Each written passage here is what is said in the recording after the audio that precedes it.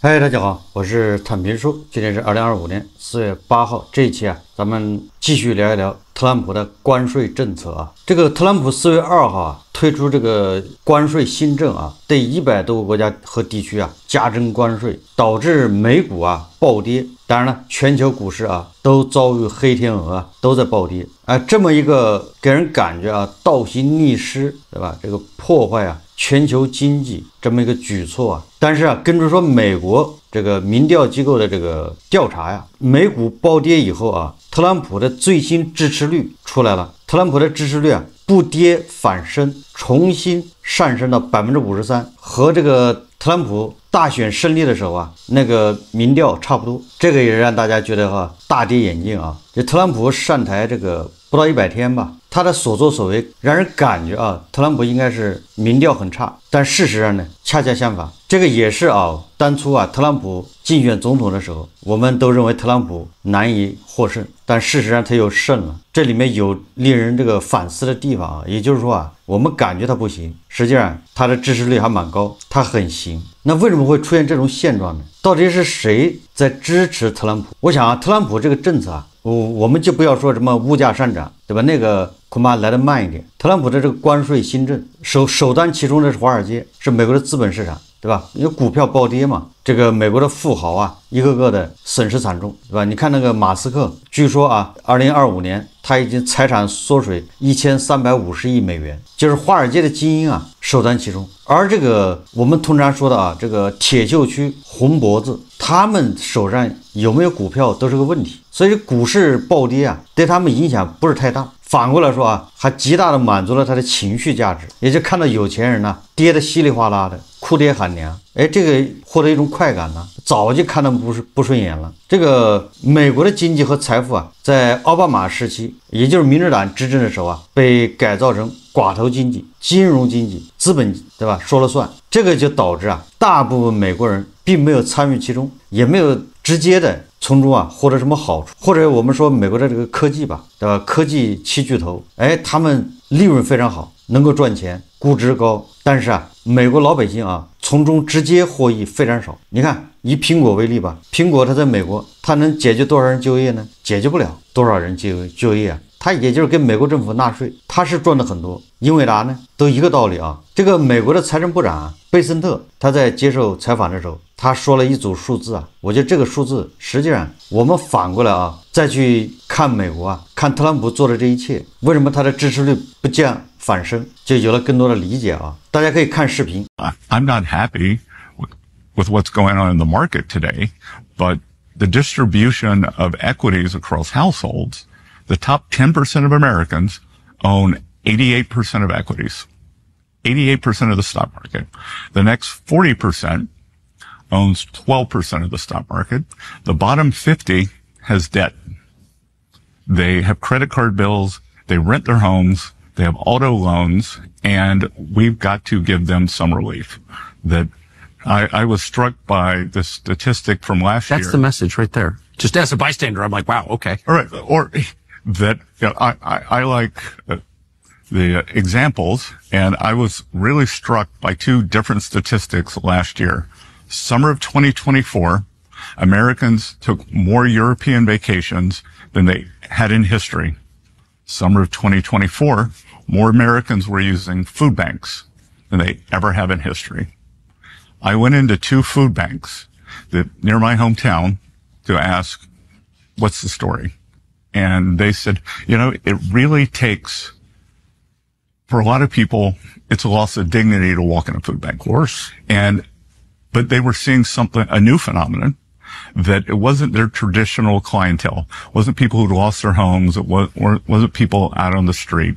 These were working families who could no longer, $100 at the grocery store, that basket of groceries every week, they were missing 5, 6, 7 things, and they were coming to the food bank to top up. So, that's not a great America. Record European vacation, record food banks.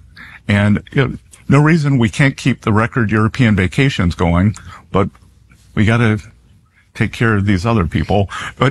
And you know what? That they don't want handouts. the Democrats had this strategy called compensate the loser. So first of all, the name of that strategy, I don't think the bottom 50% of Americans are losers. I think the system hasn't worked for them. I think that they are winners. It's just a bad system. So we are going to fix the system. And look, they want good jobs. They want their kids to do better than they do. They want to own a home. They want to pay down their debt. That, this isn't hard. And, I think that we can do this in the next 4 years. Would it have been really fun for me to come in and just keep issuing a lot of debt? And, it's almost like a bodybuilder is taking steroids. Outside looks great. You're muscular. Inside, you're killing your vital organs. Yeah. That's what was going on here.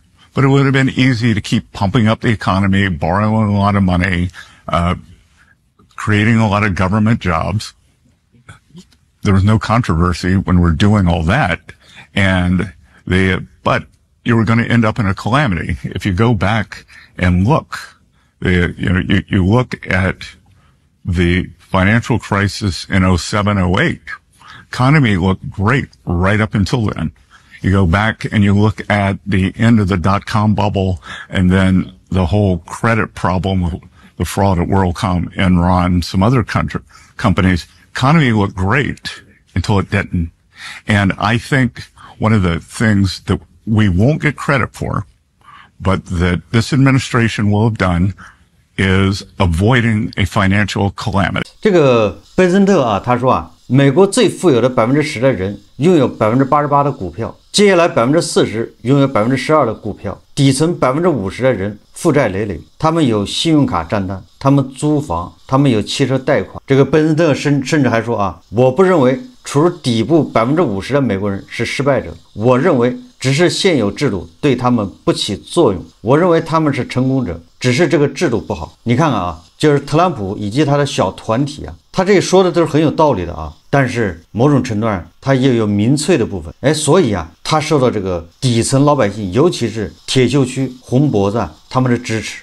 我为什么说我们要从另外一个角度来看？其实我们也能理解呢。当然了，就是特朗普他能不能达到他的目的，这个另当别论啊。就是说，美国当前的这个现状，这就好比我们的这个招商银行那个金葵花数据一样的。这个金葵花的数据啊，它显示就是2%的人掌握98%的财富。我们韭菜啊，为买个100万一套的房子，掏空钱包，七大姑八大姨的借钱，加杠杆，省吃俭用。但是在上海，在杭州，在北京，那些豪宅一套3000万，日光，也就是还去抢，这说明什么问题呢？所以你看我们，对吧？更多的人是不希望房价涨，反映出来是我们很多人收入在下降，我们的收入在下降，你房价如果再涨，那我更买不起房。虽然我们也知道咱们老百姓啊，60%、70%的财产在房子上面，但是我们也不希望它涨，涨了那刚需房更买不起，更接不起盘啊。这只是举个例子啊，也就是我们的财富分配啊非常不均衡，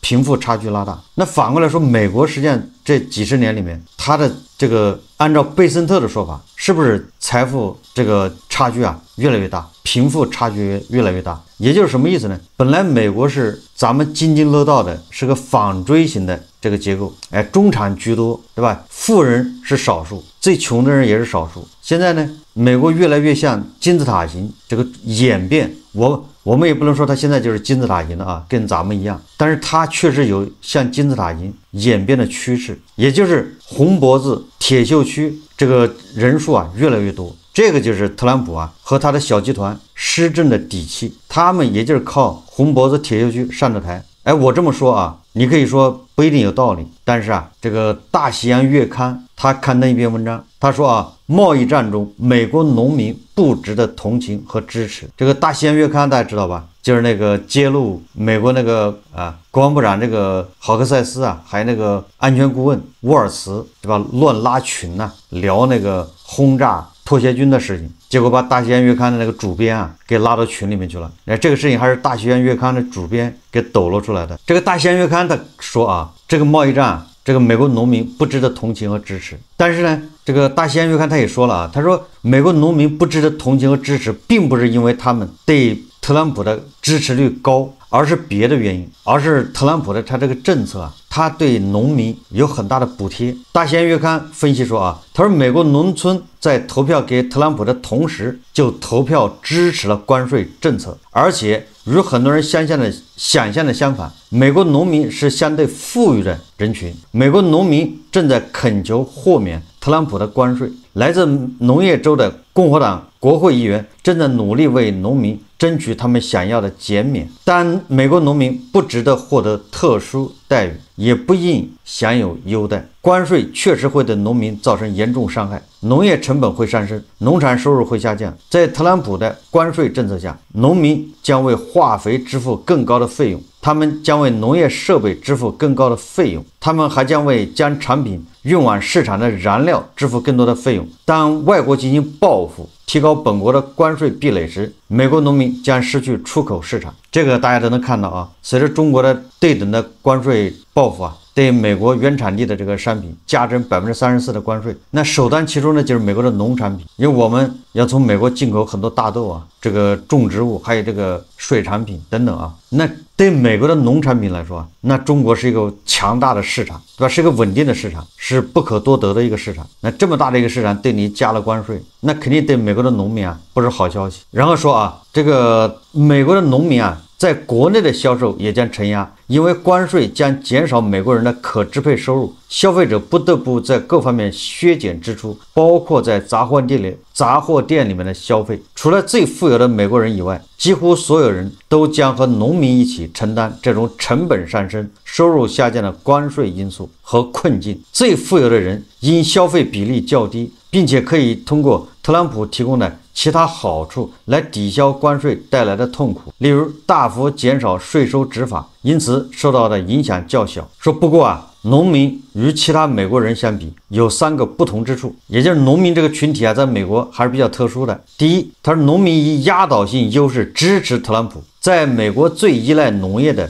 444个县中，特朗普平均获得77.7%的选票，比2020年在这些县的得票率还高近2个百分点，也就是农民更加支持特朗普。第二个，农民已经从特朗普先前一轮关税政策中获得了暴利。当特朗普在2018年对中国发动贸易战时，中国将大豆采购从美国转向巴西，到了2023年，巴西的大豆出口量已达到美国的2倍。特朗普用大笔现金补贴来补偿农民。一项关于这一影响的主要研究表明，由于特朗普政府未能考虑到未出口到中国的美国大豆，最终还以较低价格在其他市场出售。大豆农民从特朗普的农业纾困计划中获得补贴，可能是他们在2018年那轮关税中损失的2倍。也就是2018年的关税啊，这些农民的损失不小，但是从特朗普的纾困计划中获得的收益更多。最富有的农民获得的收益最大。根据经济学家埃里克·贝拉斯科和文森特·史密斯为美国企业研究所撰写的一项2019年研究，规模最大的10%的农场平均每亩获得85美元补贴，中等规模的农场则只有每亩56美元。总的来看，农民已经提前得到了特朗普所带来损害的丰厚补偿。第三，相较于其他受关税影响的群体，农民更能有能力承担特朗普关税带来的代价。为什么这么说呢？他说，农民已经可以获得联邦保险，用于对冲产品价格下跌的风险。大多数农民报告说他们来自农业的收入不高，但他们净资产却很高。美国中位数农场的净资产大约为150万美元，那这个很大了一样，因为它已经1000多万人民币啊。商业农场家庭的中位数净资产为360万美元，那这个是2000多万人民币啊。而收入偏低的影响其实也是误导性的，也就是咱们对美国农民一提到农民就认为他们是低收入群体，实际上这是误导性的。根据史密斯的研究拥有农场的家庭只有20%的收入来自农业。即使是最富有的农民，那些拥有超过600万美元农业资产的人，仍然约有1半的收入来自其他来源，包括配偶在本地企业的工作，或是担任乡村地区政府和职位，如县推广员。平均而言，农产家庭的总收入高于非农家庭，而且他们的债务对资产比例通常很低。这并不是否认农民会因关税而受苦，他们确实会非常严重，但城市居民也会受苦。那些使用钢铁、铝或铜作为零部件的行业人员也会受苦，服务业和出口行业的人们也会受苦。这些人依赖被特朗普撕毁的贸易协定来保护他们的版权和专利，还有任何在股市中有投资的人以及任何开车的人，这些人都会受到影响。在2024年总统选举期间，美国人被告知，为了振兴国内烤面包机制造业，任何牺牲都不算大。如果这个说法成立，那么农民理应为此感到自豪，他们也应多付出少收获，像所有其他美国人一样做出牺牲。但如果一个农产家庭投票支持特朗普，是因为他们相信他的政策是正确的，那么他们随后却要求只有他们自己可以免受这些政策带来的全部后果，这显然非常奇怪。关税正是美国农村为全国点的菜，现在这道菜端上桌了，他们却不想尝，不愿意结账。事情不应该是这样，你端给别人吃的饭菜也应该自己吃。如果美国农村觉得不好吃，凭什么其他美国人就必须吃？这个是大西洋月刊啊，他认为这个他这文章意思就是特朗普的关税是你们这些人选他的时候就已经认可的，你不能因为特朗普现在推出这个关税了，你受损失了，然后你就喊着哭着让美国政府补贴你或者减免豁免你，你应该跟美国其他的老百姓一样，一起来承担这个痛苦，你不能只享受好处，对吧？不享受这个痛苦。这是大西洋月刊他的观点。你支持特朗普，你给其他的群体带来了伤害，而你自己却想豁免。所以说这也解释了为什么特朗普上任这100天，对吧？这一顿眼花缭乱的操作特朗普的这个支持率没有下降，也就是特朗普的支持者对特朗普这一套是认可的。虽然它的负面影响慢慢显现，但是毕竟还没有直接冲击特朗普的基本盘，对吧？首先冲击的是华尔街，是有钱人，股票市场、资本市场损失巨大。你比如说是不是这个马斯克现在已经跟特朗普渐行渐远？这2天马斯克的炮口是对准了特朗普的那个经济顾问也就是贸易代表叫纳瓦罗。特朗普对这个关税的政策很多是来自纳瓦罗，那马斯克对纳瓦罗展开了抨击。显然这个马斯克对特朗普的关税政策是非常有意见。那么马斯克是一个典型的代表，对吧？他本来是坚定的拥护特朗普的，现在已经有了间隙那些本来就不支持特朗普的华尔街的人，那他们对特朗普肯定是有意见特朗普的这个关税大家也能看到，不管他是眼花缭乱的给全球经济体还有其他国家都加税，现在也在开始谈判，对吧？据说有50个国家要排队跟美国谈判，贸易谈判。这些做法实际上都说明特朗普他是剑指大国，一个消费大国和一个制造大国之间发生的经济摩擦。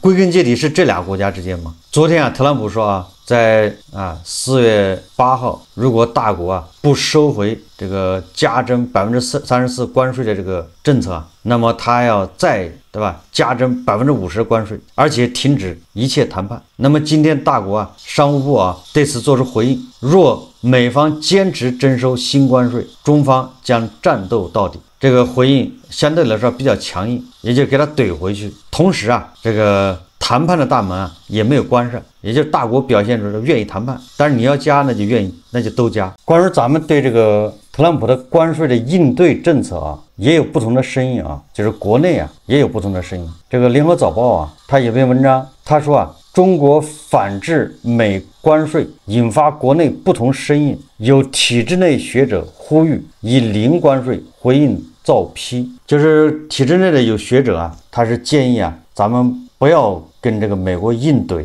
而应该以零关税。他文章这么说的他说中国宣布以34%关税反制美国关税核弹后在国内引发不同声音，有体制内学者据报在社媒批评反制措施完全错误，并称正确做法是对所有国家的进口商品实施单方零关税。中国官媒则引导舆论力挺反制，强调天塌不下来。中国社媒平台善星期天流传一张截图，署名贺斌中国社科院公共政策中心的网民，批评中国对所有美国进口商品加征34%关税的反制措施。他写道这是完全错误的反制措施，相当于你敢打你老婆，我就打我老婆。美国提高关税是搬石头砸自己的脚，我们就不应该也砸自己的脚。正确的反制措施是对所有国家的进口商品实施单方零关税。那么巧合的是中国社科院研究所同日在官网发表声明称根据该院管理办法，4月2日起正式撤销社科院公共政策研究中心。该中心官网平台在6日关闭，微信公众号注销。据报道，贺斌是社会科学院公共政策研究中心特约研究员，目前还不确定说这个社科院公共政策研究中心被撤销是否与贺斌言论有关。根据声明该中心在4月2日，也就是美国宣布对等关税之前就被撤销了。不过说绝大部分中国网络舆论都将贺斌的言论与社科院公共政策研究中心被撤销联系起来，有人斥责贺斌为投降派，另有人认为他傻。人民大学重阳经济研究院高级研究员董少鹏批评零关税政策纯粹是250思维。他在微信朋友圈中写道别人抢你的衣服，你说索性不穿衣服了，太不着调了。经济学者马官员也在微博发文说零关税固然好，当美国实施接近70%关税，你自己零关税，真的以为可以换来别人同样的对待？别傻到这个份上。中国宣布一系列反制美国对等关税的措施后，中国媒体上周末纷纷报道美国掀起中国产品抢购潮，中国官媒也在积极引导舆论，力挺官方的反制措施。人民日报4月7号发文向市场信心喊话，称天塌不下来，办好自己的事，又强调中国一季度有望实现5%以上增长。在微博上，上述文章的关键词标签面对美关税，我们心中有数，手中有招，也登上微博热搜榜。这是新加坡联合早报报道的关于这个对美国关税的这个反制我是支持的这个要搁在几年前，我觉得完全没有必要。我认为关税嘛，那就是相当于两个公司，对吧？你们两个贸易伙伴为了这个利润，那无非就是大家重新谈判。那美国它加关税，那咱们完全有必要跟他进行协商对吧？互相让步。就像现在有50个国家跟美国要进行这个谈判，贸易谈判但是这一次我为什么我是支持政府坚决反击，主要有这么几个原因这个不是情绪化，这个我认为是一种理性的这个思考。当然了，这个不一定是代表政府的这种思路是我个人一个情绪一个思路。首先第一个本来是应该谈判的，关税应该谈判，但是为什么这次谈不了了呢？或者就不好谈呢？第一个，特朗普这个关税加的太多，对吧？他前面2018年的时候，他已经对很多产品就是惩罚性关税已经加了20%。那么今年1月份呢，就是他上台以后对吧？他给3个国家加了关税，一个是中国，一个是加拿大，一个是墨西哥。然后加拿大、墨西哥它是暂缓了，对中国20%的关税加上了。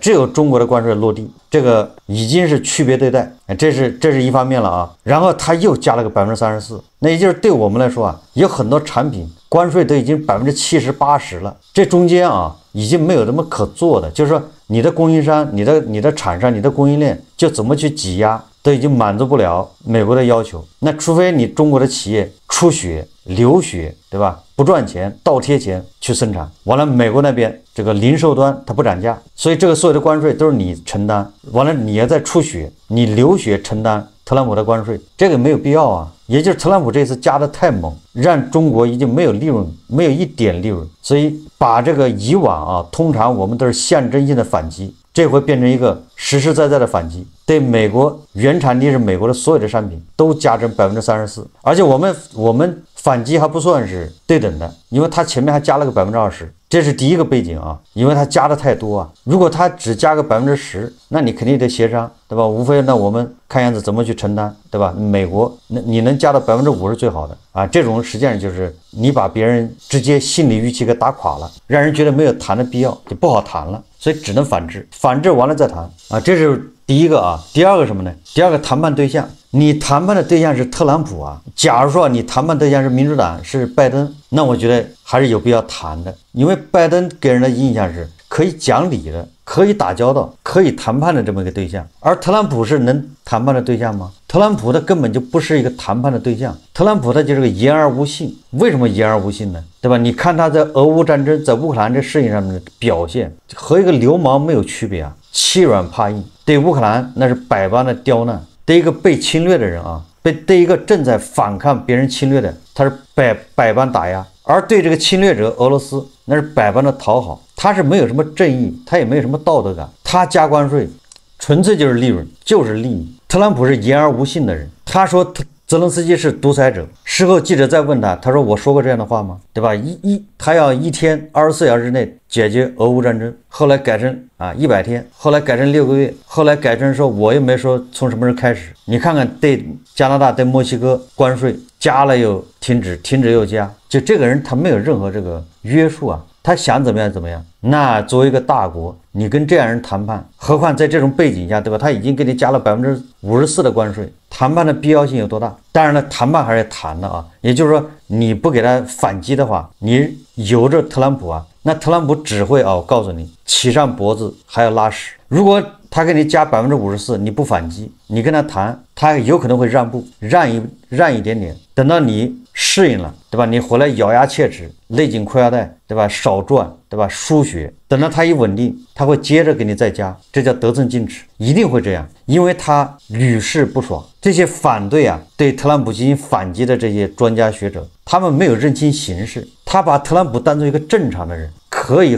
这个谈判的人。这个首先这个就是一厢情愿，你的对象换了。泽连斯基，对吧？就是深受其害苦不堪言，有苦无处说那作为大国，他不可能上这当。有很多专家学者他主要他是经济学常识，是经济学，但是跟美国之间的贸易它不完全是经济学它还有政治还有双方博弈你给特朗普让步，意味着你后面必须一直让步，这个要搞清楚所以我为什么现在支持政府对特朗普反击呢？首先第一个，特朗普这一次做的事情没有任何道德制高点，纯粹就是个商人，目光短浅，就想赚钱。第二个，他这个人本身就言而无信，他一定会得寸进尺。如果你不反击，那你就准备后面继续让步。什么对吧？别人打别人的老婆，你就打自己老婆，这个比喻这完全是错误的。为什么说这是个政治战？大家还记得吧？这个大国和澳大利亚之间贸易战，对吧？这个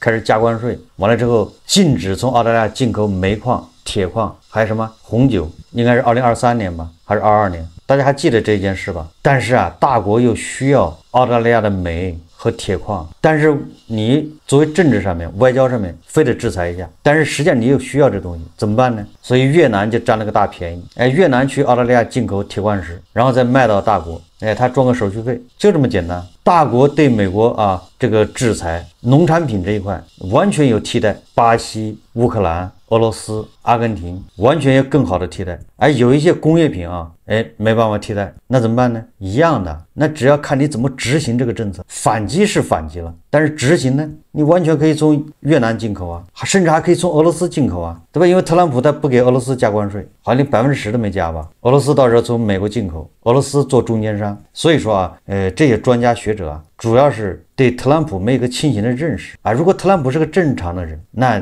应该谈判这是我的观点所以我是非常支持这一次反击，因为你谈判的手段失效了，也就是你不反击他一下，你没法谈判。或者说吧，咱们换种说法，就是你反击也是为了更好的谈判。因为特朗普这个人就是敬酒不吃吃罚酒，对吧？从他对乌克兰的这个事情上面已经暴露无遗，欺软怕硬。你对他硬，他反而会让步。54%和104%对咱们的经济伤害是一样的。好，这期节目我们就聊到这里，感谢大家收看。如果喜欢我的节目，欢迎订阅转发，也可以在下方留言评论，谢谢大家。